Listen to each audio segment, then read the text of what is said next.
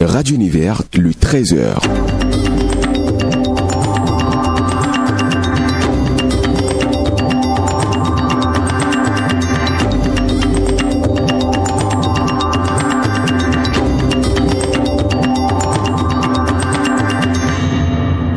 Bonjour à toutes et à tous, bienvenue au journal. L'École nationale d'administration ENA est plongée dans l'obscurité depuis quelques jours. Les raisons dans cette édition.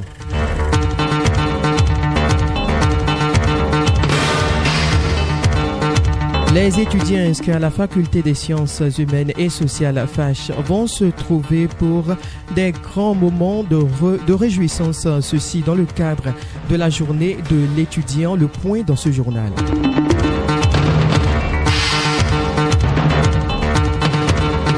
Puis au menu du journal des sports, 15e journée de la Super League Pro, Dragon essuie une nouvelle défaite et Coton FC renoue avec la victoire.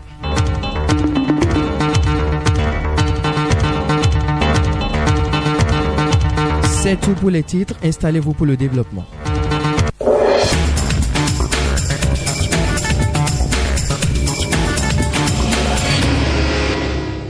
De nouveau, bonjour, et je vais l'annoncer en titre. Depuis décembre 2023, l'École nationale d'administration ENA est plongée dans l'obscurité, ceci en raison du dysfonctionnement observé au niveau du système d'éclairage, un phénomène qui met en mal le bon déroulement des cours. Le bureau d'union d'entité de l'ENA a décrété un boycott dans la journée de ce lundi au sein de l'école en guise de protestation. Rodrigue Hallyday est allé effectuer un constat ce matin au sein de l'école. Suivez son reportage.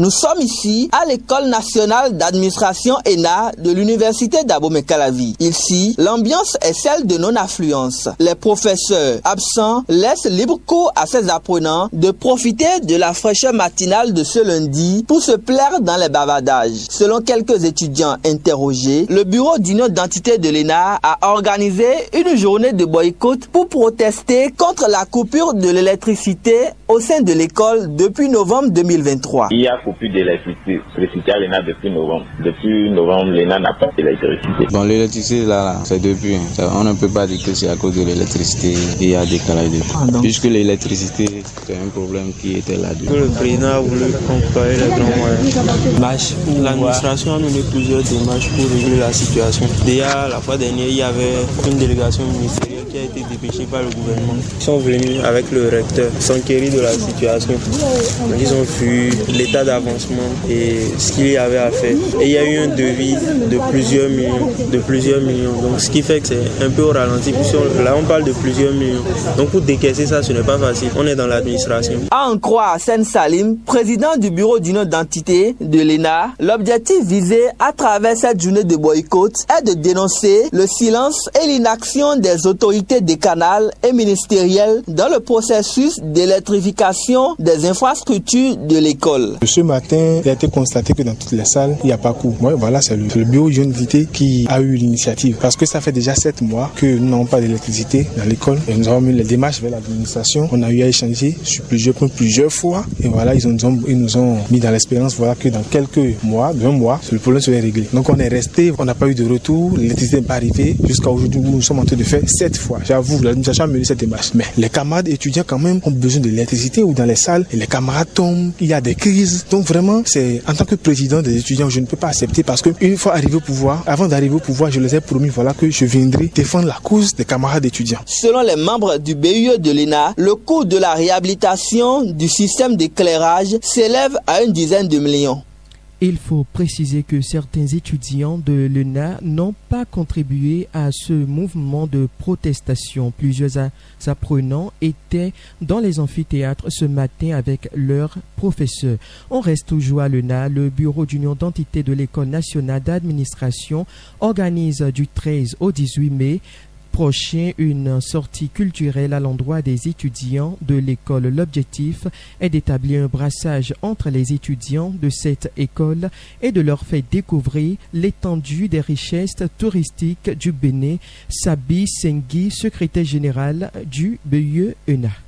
L'objectif fondamental visé par le bureau d'union d'entité de l'ENA en organisant cette sortie est de créer une bonne ambiance entre les élèves de l'école nationale d'administration, les rapprocher de plus en plus, créer une certaine solidarité, leur faire connaître le terroir, puisque on ne peut pas se prévaloir étudiant de l'école nationale d'administration sans pour autant connaître son pays, sa nation. C'est dans ce but que nous avons organisé cette sortie-là en vue de leur faire connaître le territoire national, de consolider les liens entre eux.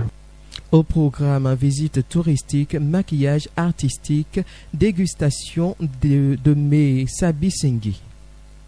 Alors, les villas visites, il y a Abomey-Calavi, il y a Abomey, il y a Dassa, il y a Parakou, il y a Natitengu, il y a Djougou, il y a Savalou, Dogbo, il y a Posotome, il y a Grand Popo. Voilà les villes que nous allons visiter durant notre sortie interne. Alors, comme activité au programme, il y a le face painting ou le maquillage artistique, Gary Party, la pool party ou autrement une piscine party. Il y a aussi une randonnée équestre, une visite chez le roi de Djougou, chez le roi d'Abomey. Et il y a aussi une visite du camp militaire de Parakou qui est en vue. Voilà comme activité telle que je peux citer.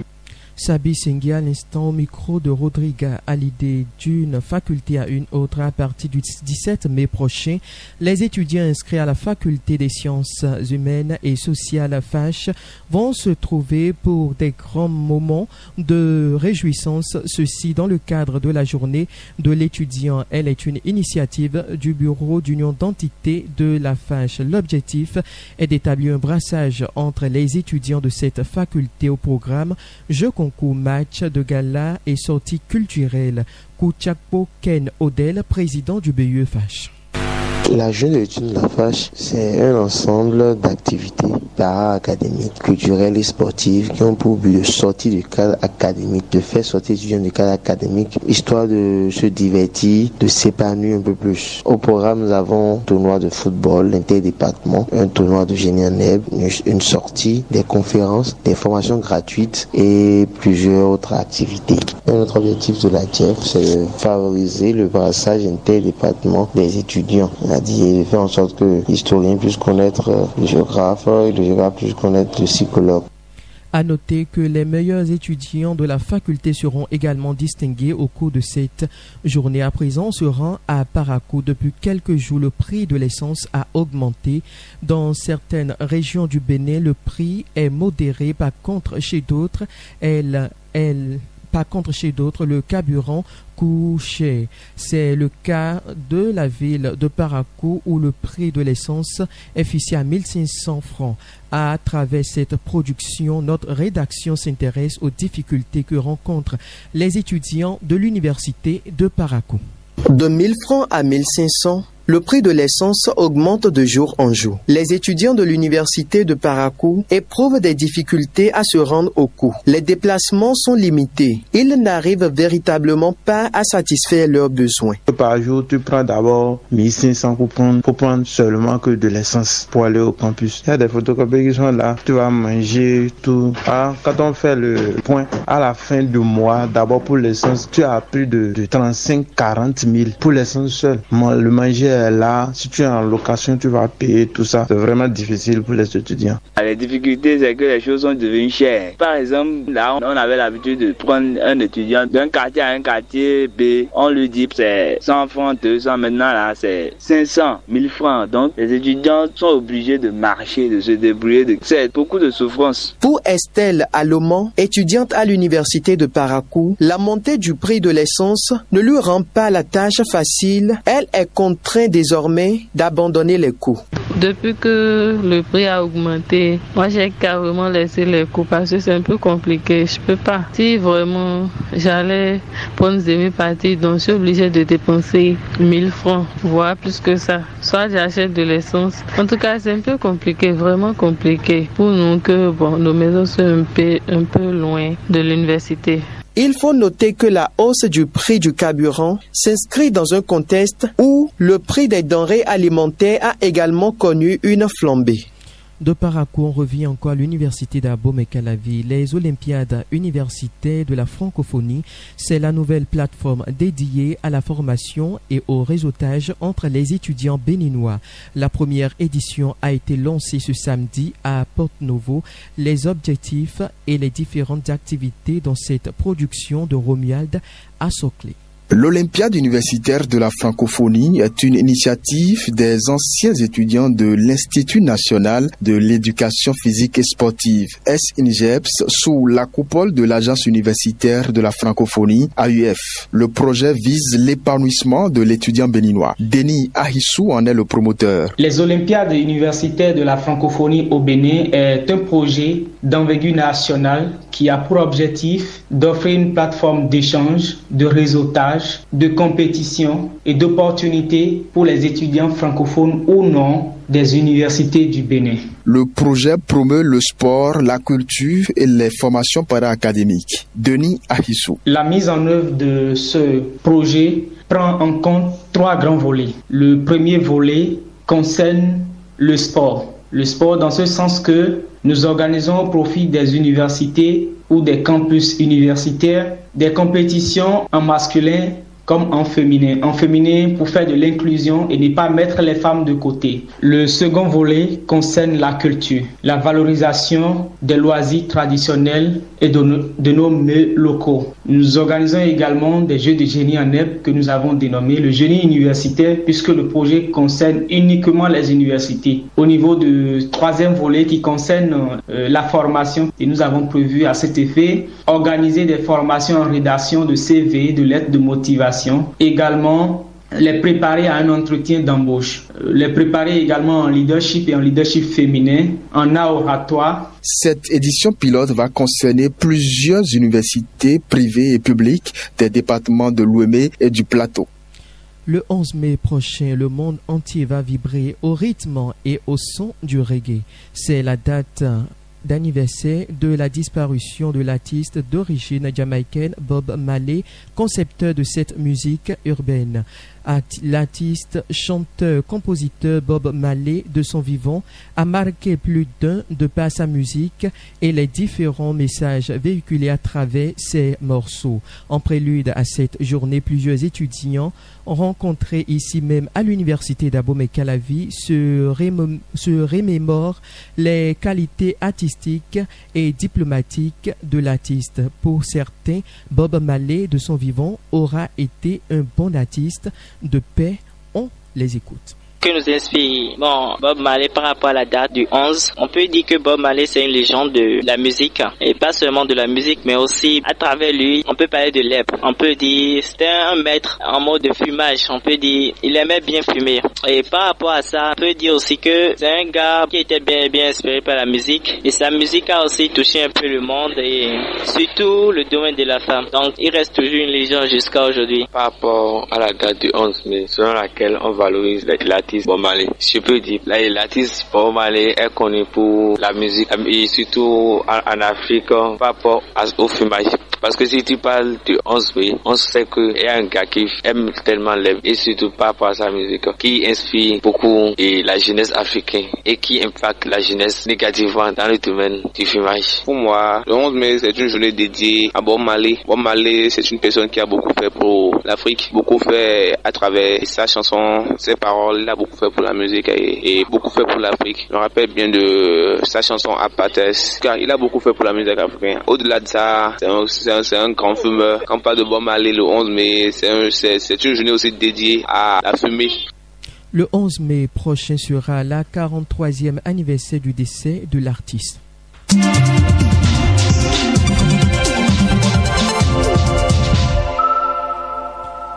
Les candidats à l'examen du certificat d'études primaires CEP vont être soumis aux épreuves d'endurance et de lancer de balles en éducation physique et sportive EPS. En ce qui concerne l'éducation artistique, c'est le dessin et non la couture. Ce tirage est effectif ce vendredi. L'examen du certificat d'études primaires va se dérouler du lundi 3 au jeudi 6 juin 2024.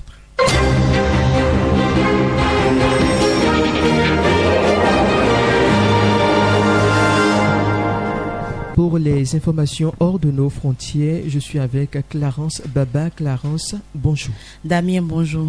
Un programme de cours en lecture et écriture des langues nationales est instauré à l'Université tchèque Anta Diop de Dakar.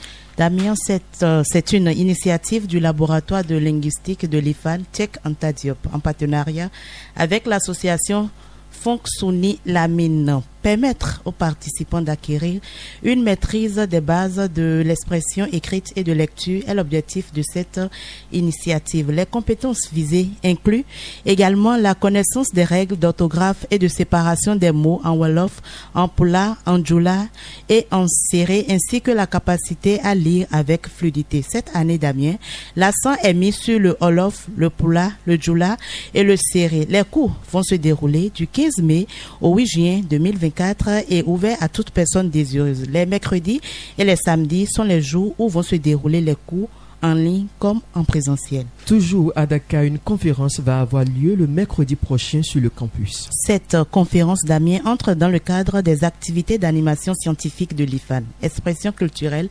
contemporaine et politique de la citoyenneté est le thème au cœur de cette conférence. L'IFAN convie donc les uns et les autres à cette activité consacrée aux enjeux et défis liés aux savoirs endogènes africains. La séance est prévue pour le mercredi prochain et va se dérouler dans la salle de sociologie IFAN ICAD. Bien à vous, Clarence Baba. Présent, on marque une pause et on retrouve Rodrigue Hallyday pour la page des sports. Le journal, la page des sports. Rodrigue Hallyday, bonjour. Damien Vaudounon, bonjour.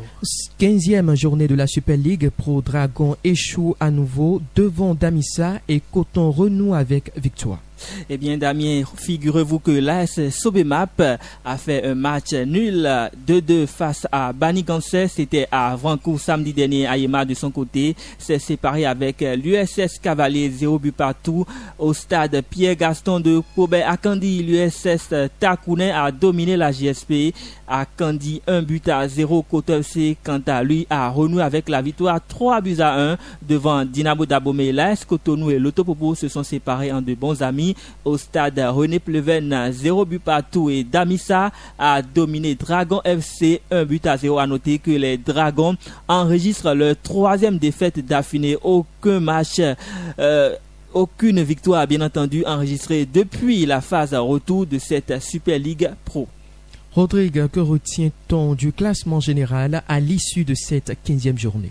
À la suite de cette journée, Coton FC revient à hauteur de l'Autopopo et Dadje FC. Voici le classement à l'issue de cette 15e journée. L'Autopopo totalise 27 points plus 9. Coton FC 27 points plus 7. Dadje FC est 3e avec 27 points plus 7. Banigansé est 4e avec 25 points plus 1. Dragon FC totalise 24 points moins 1. Dynamo Dabomey totalise 21 points plus 1. Sobemap 21 points plus 1 également. L'AS Cotonou 20 points plus 2. La JSP 19 points moins 5. Damissa est 10e avec 18 points moins plus 0. L'USS Cavalier est 11e avec 18 points plus 0. Espoir FC 18e avec 12e bien entendu avec 18 points moins 1. Aspac FC 13e avec 17 points moins 1. Et l'AS Takounen 17e avec 17 points moins 6. Ayema 15e avec 14 points moins 5. Et Requin tient la lanterne rouge avec 11 points moins 9. Finale de la Ligue 4 des collines lyonnaises de Bonté domine la Bifab. Dominer n'est pas gagner, c'est la leçon que se dégage au thème de la finale de la Ligue 4 départementale des collines. AS Lyon de Bantais a dominé le match contre la Bifab avec les meilleures occasions de but 2-3 au stade de Savalou à la 23e minute de jeu. Bifab menait 3 buts grâce à Joël Nagbe, Jonas Menossi et Joseph Biomika avant que le jeune joueur de Aboni ne réduise le score avant la pause du retour des vestiaires. Les Lions vont enchaîner les occasions de but, mais sans solution. À la 63e minute, Meshak Rouessou de Befab crée un penalty et écope d'un carton rouge. L'inscription de ce penalty qui pourrait être le tournoi décisif de cette finale est raté par Benjamin Fadé. La réduction du score des ultimes minutes de jeu par Odilon Kodjoudjou ne permettra pas aux Lions de rétablir l'égalité. Cette finale est témoin de la présence du président de la Ligue, M. Rico Gonoubé, et ses disciples, l'honorable Jean-Eudes Okoundé, grand sport de la finale. Maître Olesegun était également présent sur les lieux. Et pour fermer cette page avec vos échos de Guépa, à présent, Andrea Koutonji réalise un record historique. Il s'agit bien sûr de Andreas Runtondi, le jeune frère du défenseur central Cédric Runtondi, auteur d'une saison phénoménale avec son club Rodez Eveiron Football qui évolue en 2e division française. Andreas Runtondi inscrit définitivement son nom dans l'histoire du club. Le Guépa s'est offert un record lors de la défaite des Siens 3-1 face à Annecy ce vendredi. En effet, de cette rencontre comptant pour la 36e journée du championnat de la Ligue 2, Beka, l'attaquant béninois, a inscrit le seul but de son équipe, ce qui porte son total de buts à 13 buts cette saison, une première dans l'histoire du club. Grâce à cette prouesse, il devient le meilleur buteur du RAF et c'est une saison de la Ligue 2 très précieux pour le RAF. Cette saison actuelle, 4e du championnat avec 56 points. Andreas Runtondi entre définitivement dans l'histoire du club. Pour le moment, le club est qualifié pour jouer les playoffs pour la montée en Ligue 1.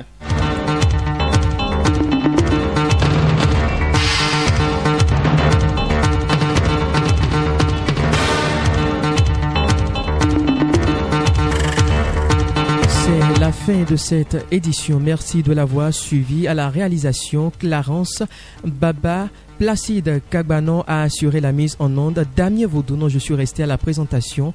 Bel après-midi à toutes et à tous.